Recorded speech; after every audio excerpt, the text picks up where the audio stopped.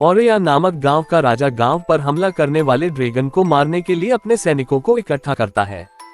तभी वह ड्रैगन उड़ता हुआ उस पहाड़ी पर जाता है जहां वह ड्रैगन रहता है। राजा भी अपने सैनिकों के साथ उस पहाड़ी पर जाता है।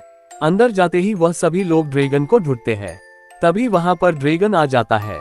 तभी ड्रैगन कुछ सैनिकों को जला देता है और कुछ सैनिकों को एक एक करके मार देता है।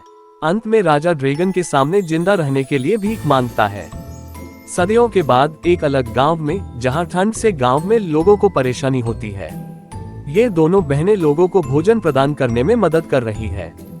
तभी लड़की के पिता को ओरेया के राजकुमार के लिए उनकी बड़ी बेटी के लिए शादी का प्रस्ताव आता है। जबकि वह लड़की झिझक रही थी, उसके पिता ने जोर देकर कहा कि गठबंधन से उनके लोगों को मदद मिलेगी और इसलिए वह सहमत हो गई। उनके आगमन पर उनका परिवार महल की भव्यता से प्रभावित होता है। तभी लड़की को उसके कमरे में ले जाया जाता है। अपने कमरे से बाहर के दृश्य को देखने के लिए बाहर आती है। तभी उसे एक और लड़की दिखती है। दोनों एक दूसरे को देखकर हंसते हुए परिचय देते हैं। अगले ही दिन रानी और राजकुमार लड़की और उसके परिवार वाले से मिलते हैं। लड़की राजकुमार से मिलकर उसके स्वभाव से प्रभावित हो जाती है। तभी वह दोनों टहलने जाते हैं ताकि वे एक दूसरे को जान सकें। उन दोनों के जाने के बाद राजा, रानी और लड़की के पिता शादी की बात करने के लिए एक कमरे में जाते हैं। तभी लड़की की माँ देखती है कि रानी कमरे से बाहर आती है और उसका पति भी बाहर आ जाता है। माँ पूछती है क्या वह लोग शादी के लिए राजी है।